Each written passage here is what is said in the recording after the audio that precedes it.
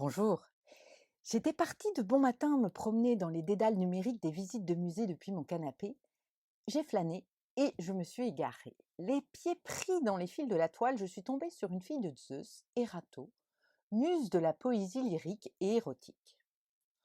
En chemin, pour me rafraîchir la mémoire, j'ai découvert le groupe Erato, composé de deux Suédoises, dont les voix délicates et fragiles se posent avec douceur sur les accords de guitare en laissant filtrer des éclats de joie qui transpercent l'épure des mélodies.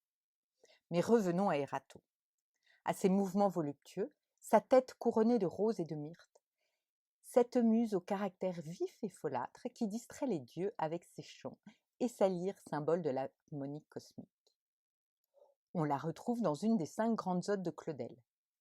Erato, tu me regardes, et je lis une résolution dans tes yeux. Je lis une réponse, je lis une question dans tes yeux. Une réponse et une question dans tes yeux.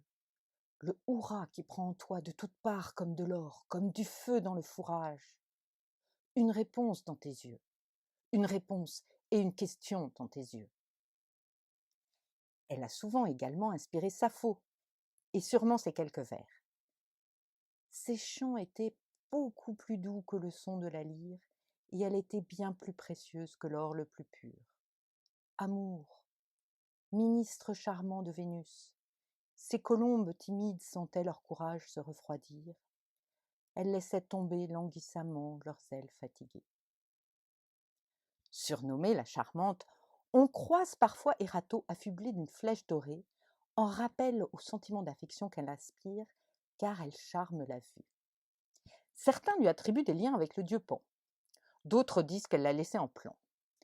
Mais ce qui est sûr, c'est qu'avec Arcas, son mari, elle a fait pampan et qu'elle a eu 3 enfants. Morale de l'histoire, pour passer le temps, ressortez votre âme d'enfant. Bonne journée.